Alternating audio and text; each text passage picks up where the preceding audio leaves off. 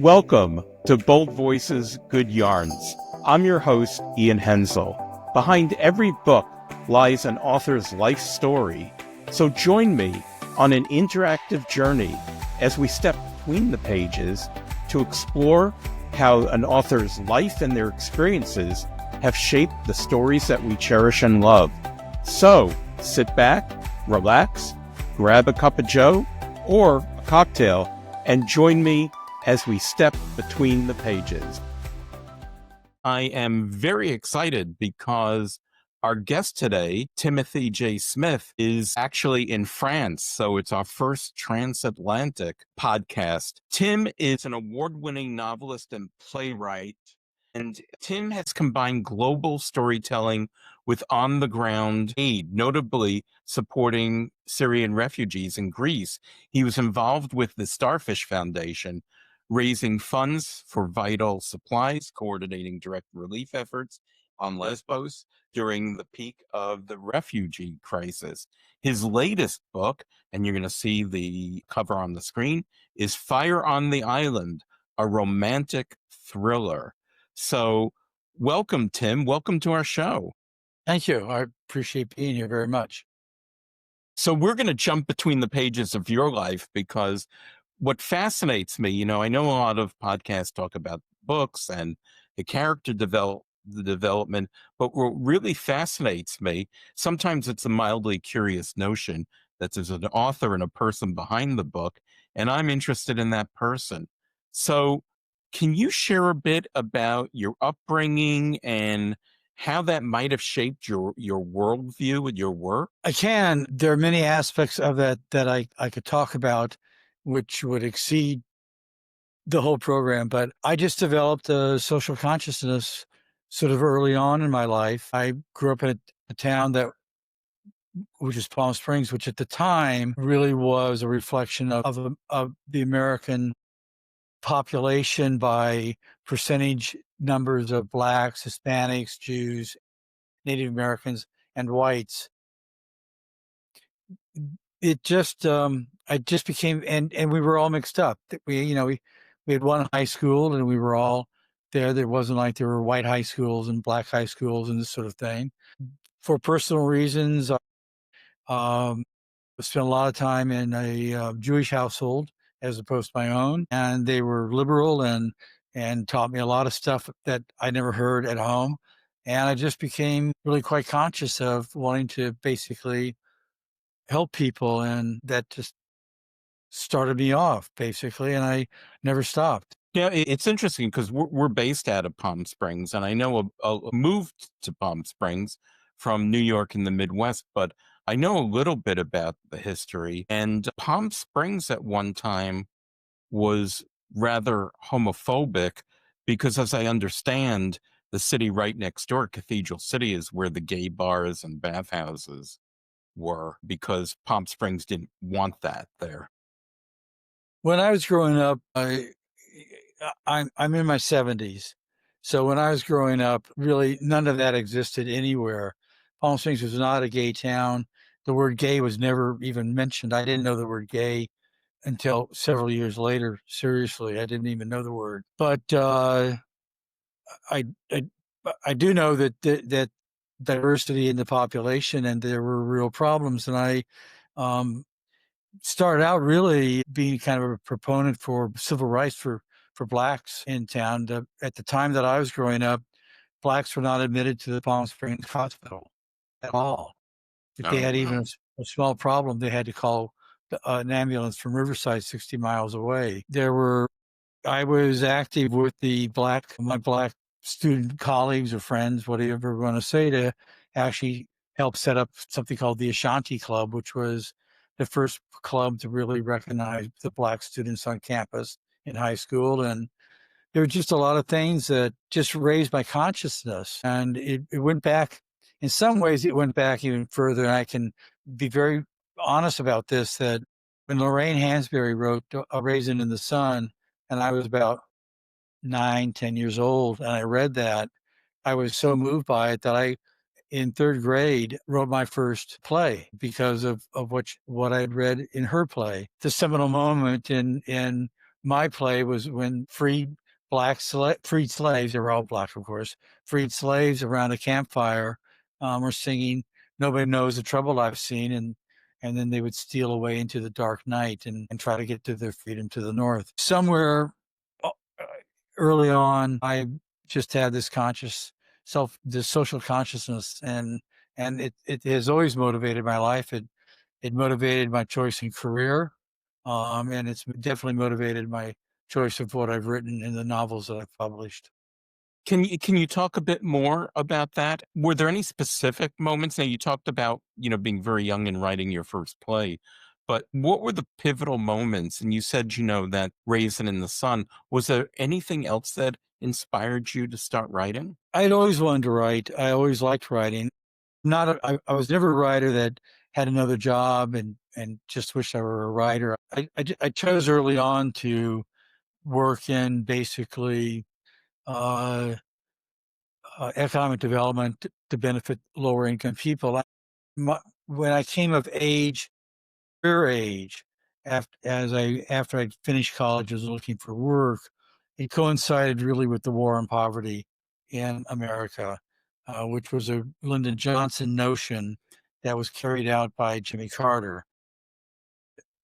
That's where I went to look for work, was on projects that they were a war on poverty. And to go back just a little bit further in my history, I think the one thing that moved me the most was Robert Kennedy Jr.'s book on hunger in America, which was so incredible that there were so many hungry people in a country like America, that it just gave me the sense of needing to commit myself to helping other people and trying to to ameliorate that situation. There still are hungry people in America. Oh, I know. I'm quite aware of that. And, one of the things I say this often on the show, that I don't trail that far behind you in age, but sometimes it might be, understanding we're shaped by the times we grow up in. My parents grew up during the Depression, and that certainly had a profound impact on them. And growing up in the 60s and in the early LGBT movement, that had a profound effect. And it's easy to become disheartened with what's going on, but sometimes it overshadows the gains we've made, and we still have made gains from where we were 20, 30, 40, 50, 60 years ago. I think we risk going back to some of that, but I'm hopeful that we maintain some of it. Well, I'm a reader of history. I read a lot of nonfiction. And if I were writing, first of all, I want a time machine because I want a history book Yeah. from 25 years from now. I want to read that book. But if I were going to coin, and I think we're seeing in the United States, but we're seeing it in other places around the world, I would coin this era the Great Leap Back.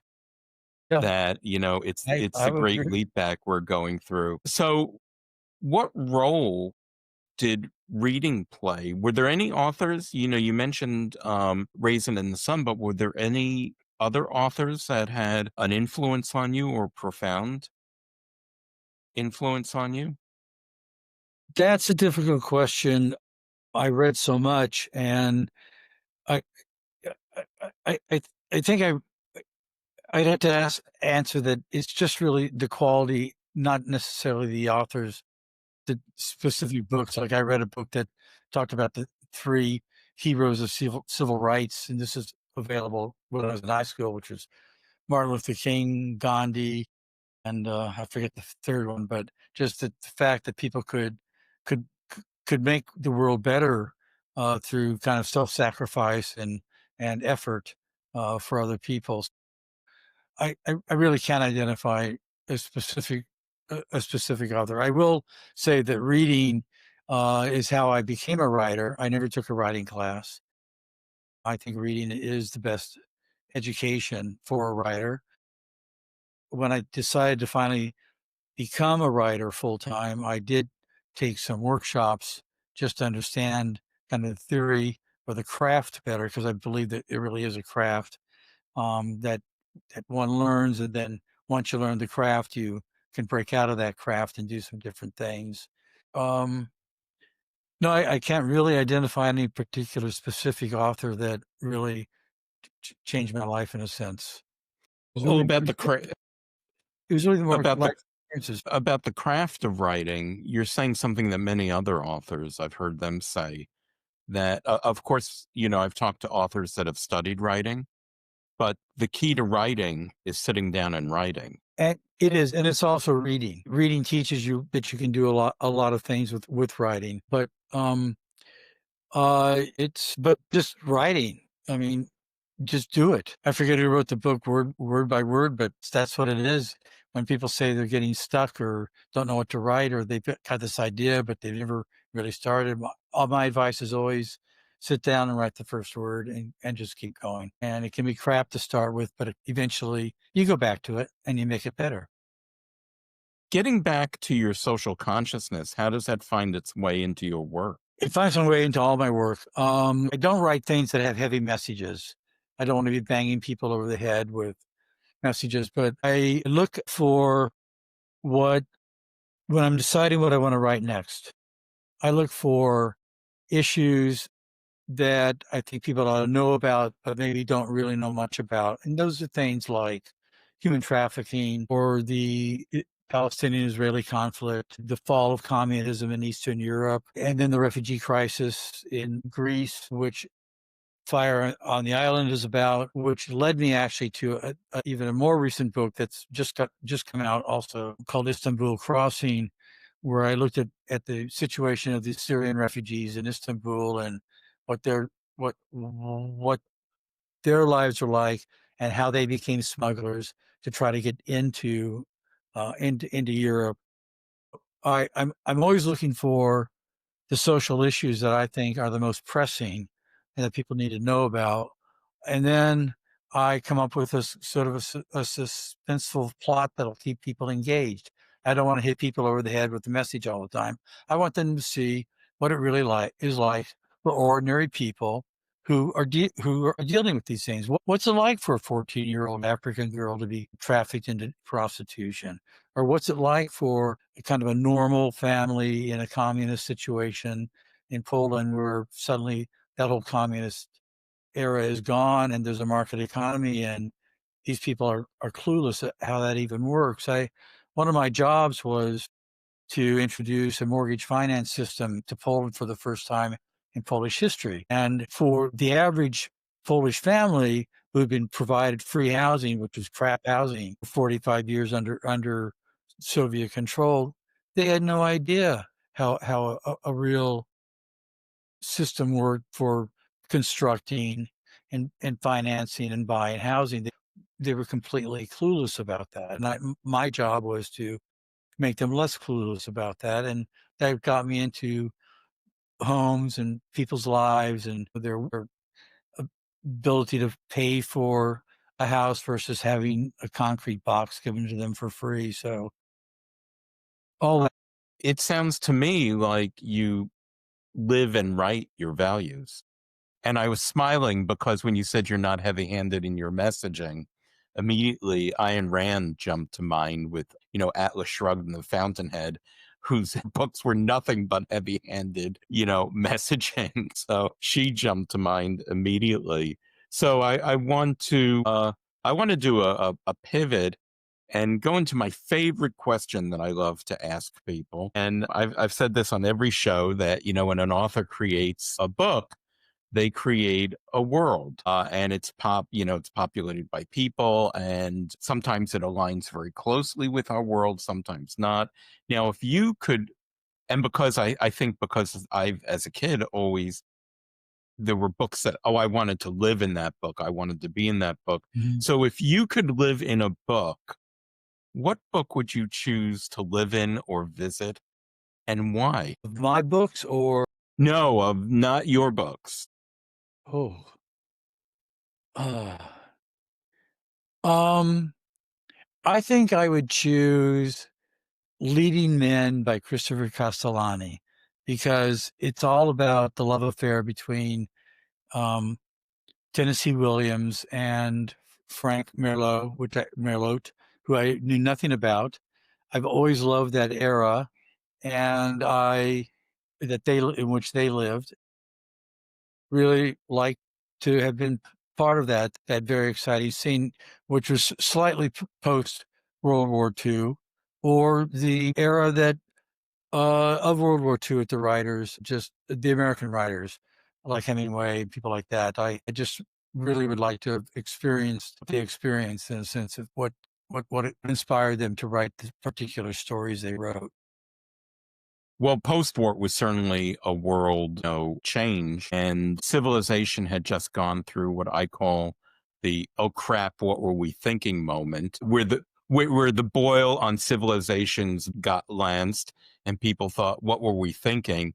Which in turn opened new vistas and horizons. That there was all this opportunity, and that we've put all this bad stuff behind us, and there's all this hope. So perhaps it was hope that was part of that era.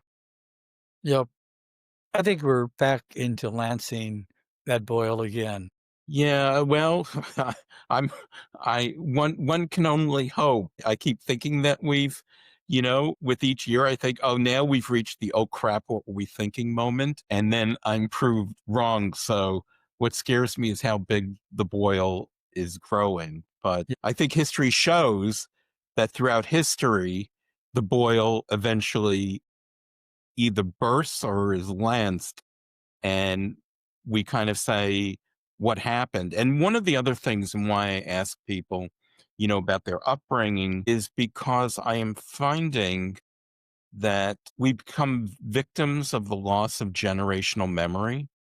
So for those of us who were born post-war, our parents had very vivid memory. So for folks out there, for like when people like you and I were born, for folks out there, consider that the war to them was something that might have happened in the year 2010, which when we think about it, and for some of our viewers, they might have not been born yet, but that was very recent memory, and we received that very recent memory. And as we get further from that point in history, I find that it almost becomes, people look at it as almost like fiction, that it wasn't real, and that none of that was real. So we lose that generational memory. So I think it's important that there are writers like you who have experienced so much and are putting that into their work. Again, Tim, I want to thank you so much for being on our show, and perhaps